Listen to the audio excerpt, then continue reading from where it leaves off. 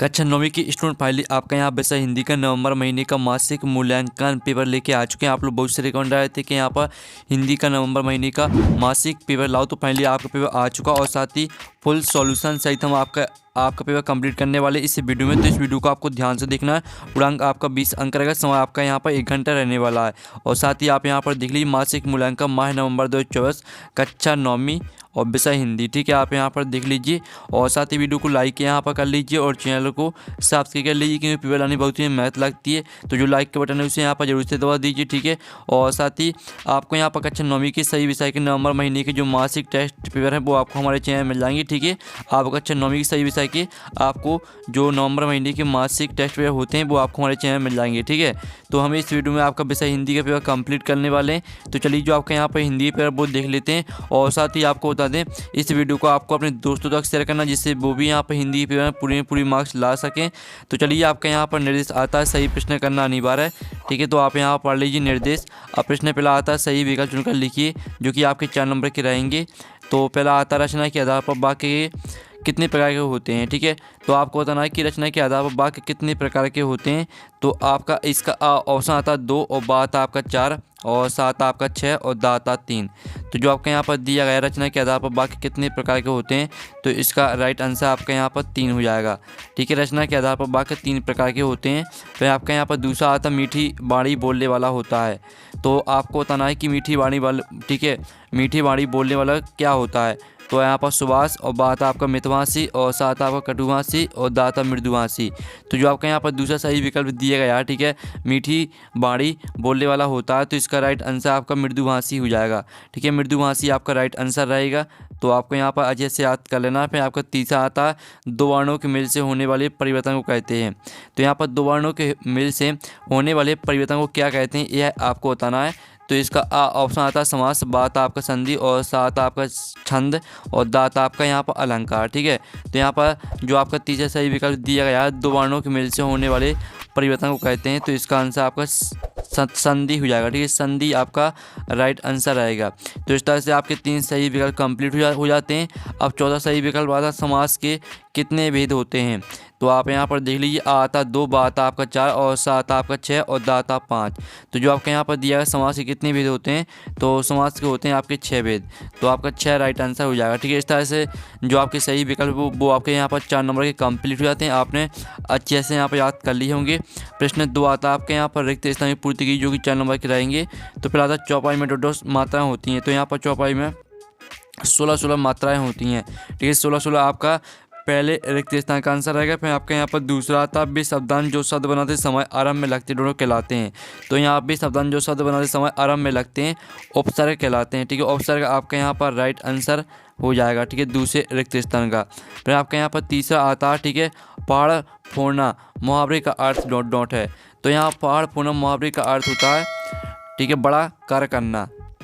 ठीक है, बड़ा कार्य करना, ये आपका यहाँ पर इसका, ठीक है, अर्थ रहेगा बड़ा कार्य करना। तो इस तरह से आपका इसका अर्थ हो जाएगा। ठीक है, पहाड़ फोड़ना मुहावरे का अर्थ होता है बड़ा कार्य करना। फिर आप यहाँ पर दिल्ली चौथा आता है बीरस का स्थायी भाव ... है। तो आपके यहाँ बीरस का जो स्थायी भाव होता है वो उत्साह होता है। ठीक है, उत्साह आपका यहाँ पर राइट आंसर रहेगा उत्साह। ठीक है, बीरस का स्थायी भाव उत्साह होता है। तो उत्साह आपका यहाँ पर चौथे रिक्त स्थान का आंसर हो जाता है। तो इस तरह से हमने आपके 4 नंबर के जो यहाँ पर, ठीक है, रिक्त स्थान दिए गए थे वो हमने कंप्लीट करा दिए। आपने अच्छे से यहाँ पर याद कर लिए होंगे। प्रश्न 3 आता है आपका सत्य का आपको यहाँ पर चयन करके लिखना है। ठीक है, आप यहाँ पर देख लीजिए 4 नंबर के रहेंगे। तो पहला आता है प्रेमचंद की फटी जूती की लेखक प्रेमचंद हैं। तो पहला आपका सत्य रहेगा। फिर आपका यहाँ पर जो दूसरा आता है, तो दूसरा आप यहाँ पर देख लीजिए पहला तो सत्य है। दूसरा आता है कैदी और कोकिला लेखक माखनलाल चतुर्वेदी जी हैं। तो ये भी सत्य रहेगा। फिर आपका जो यहाँ पर तीसरा आता है, ठीक है स्टूडेंट, तीसरा आपका देख लेते रात दिन में तत्पुरुष समास है। तो ये आपका सत्य हो जाएगा। ठीक है, फिर आपका चौथा आता राम बजा जाता है साधारण वाक्य है। तो यह भी असत्य हो जाएगा। तो इस तरह से आपके 7 भी यहाँ पर कंप्लीट हो जाते हैं। अब प्रश्न आपके यहाँ पर 4 आता है। ठीक है, आप प्रश्न 4 यहाँ पर देख लीजिए। ठीक है, कोयल की कूकू सुनकर कवि क्या प्रतिक्रिया थी। और प्रेमचंद के फटे जूते पाठ के आधार पर प्रेमचंद के व्यक्तित्व की 2 विशेषता लिखिए। ठीक है, जो इनकी आंसर वो भी हम बताने वाले हैं। पहले आप प्रश्न देख लीजिए। हथकड़ियों को गहना क्यों कहा गया, अथवा आता कवि को कोयल से ईर्ष्या क्यों हो रही है। फिर आपका 6वां था रस किसे कहते हैं, रस के अंगों के नाम लिखिए। और रीढ़ की हड्डी एक अंकी में कितने प्रकार के खेलों की चर्चा की है लिखिए। 7वां था अपने प्राचार्य को 3 दिन के अवकाश हेतु आवेदन पत्र लिखिए।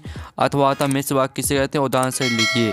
तो जो आपका प्रश्न 4 है, प्रश्न चौथे का अथवा, प्रश्न 5 प्रश्न 5वें का अथवा, प्रश्न 6 और प्रश्न 6वें का अथवा, प्रश्न 7 प्रश्न 7वें का अथवा। ठीक है, तो चलिए जो इनके आंसर वो देख लेते हैं। तो स्टूडेंट जो आपका यहाँ प्रश्न 4 दिया गया था, ठीक है, कोयल की कूँ सुनकर कवि की क्या प्रतिक्रिया थी। तो इसका आंसर है कोयल की कूँ सुनकर कवि को लगता है कि कोयल कोई संदेश लेकर आई है, संदेश विशेष है, तभी वह अर्धरात्रि में आई है, नहीं तो सुबह की प्रतीक्षा करती। ये आपका यहाँ पर आंसर हो जाता है। ये आपको क्वेश्चन दिया गया चौथा, और ये आपका चौथे का आंसर। ठीक है, फिर आपका जो चौथे का अथवा दिया गया था, प्रेमचंद के फटे जूते के आधार पर आपको प्रेमचंद की 2 विशेषता लिखनी थी।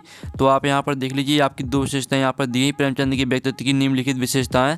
सादा जीवन, प्रेमचंद आडंबर व दिखावे से दूर रहते थे और सादा व सरल जीवन जीते थे। संघर्षशील व्यक्ति, ठीक है, प्रेमचंद का जीवन संघर्षशील था, उन्होंने अपने जीवन में बहुत सी मुसीबतों का सामना किया था। इस तरह से आपकी प्रेमचंद की 2 विशेषता हो जाती हैं। ये आपका प्रश्न चौथे का अथवा का आंसर हो जाता है। और ये आपका प्रश्न 5वें का आंसर। ठीक है, जो आपका प्रश्न 5 दिया गया था, हथकड़ियों गहना क्यों कहा गया है, तो इसका आंसर देख लीजिए। कवि ने हथकड़ियों की तुलना गहनों से की है, क्योंकि भले ही यह कवि के लिए हथकड़ी है, परंतु यह ब्रिटिश सरकार द्वारा दी गई पराधीनता या ब्रिटिश राज का प्रतीक है, जो अंग्रेजों द्वारा पहनाया गया है। ठीक है, आपका प्रश्न 5वें का आंसर हो जाता है। और ये आपका प्रश्न 5वें का अथवा का आंसर। जो आपका प्रश्न 5वें का अथवा दिया था, कवि को कोयल से ईर्ष्या क्यों हो रही है, तो इसका आंसर देख लीजिए। कवि को कोयल से ईर्ष्या हो रही है, इसका सबसे बड़ा कारण कोयल की स्वतंत्रता तथा कवि की पराधीनता। कवि अंग्रेजी सरकार की काल कोठरी में कैद हैं, परंतु कोयल हरियाली डाली पर रहती है। तो इस तरह से पूरा आपका यहाँ पर गुनाह है जिसकी उसे सज़ा मिल सकती है। यहाँ तक पूरा आपको याद करना है। यह आपका यहाँ पर आंसर कंप्लीट हो जाता है।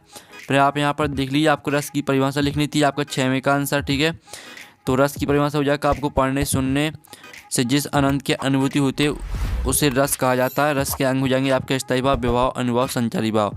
ठीक है, इस तरह से आपकी रस की परिभाषा और रस के अंग हो जाते हैं। आपका 6वें का आंसर। आपको रस के, ठीक है, जो आपके यहाँ पर रस के जो यहाँ पर दिए हैं, ठीक है, रस के जो अंग हैं और ये आपके भेद हैं, तो आपको भेद याद नहीं करना है। ठीक, सिंपली सा आपको सिर्फ परिभाषा और अंग याद करना है। ये आपका 6वें का आंसर हो जाता है। और जो 6वें का अथवा है, तो उसका आंसर आपको खुद कर लेना है। फिर आप यहाँ पर देख लीजिए, आपका 7वें प्रश्न का आंसर। ठीक है, 6वें का अथवा का आंसर आपको खुद करना है। ये आपका 7वें का आंसर है, जिसमें आपको 3 दिन के अवकाश के लिए प्रार्थना पत्र लिखना था। तो ये आपका 3 दिन के अवकाश के लिए प्रार्थना पत्र प्राचार्य को आपको लिखना था। तो आपको पूरे यहाँ पर याद कर लेना। इसका 7वें का अथवा का आंसर देख लेते हैं। जो आपका 7वें का अथवा वाला प्रश्न दिया था, मिश्र वाक्य किसे कहते हैं, तो जिस वाक्य में एक प्रधान उपवाक्य तथा एक या एक से अधिक आश्रित उपवाक्य हो ठीक है हो, उसे मिश्रित वाक्य कहते हैं। उदाहरण हो जाएगा, जिसकी लाठी उसकी भैंस। तो इस तरह से आपका ये 7वें का अथवा का आंसर है। ठीक है, तो इस तरह से आपका जो पेपर वो कंप्लीट हो जाता है। और पेपर का PDF है, डाउनलोड करना चाहते हैं तो लिंक वीडियो के डिस्क्रिप्शन दी गई, तो आप वहां से पेपर PDF भी डाउनलोड कर सकते हैं। और साथ ही आपको कक्षा 9वीं की सही विषय के नवंबर महीने के जो मासिक टेस्ट पेपर वो आपको हमारे चैनल में मिल जाएंगे, आप जाकर देख सकते हैं। तो हम नेक्स्ट वीडियो में मिलते हैं। Thanks for watching.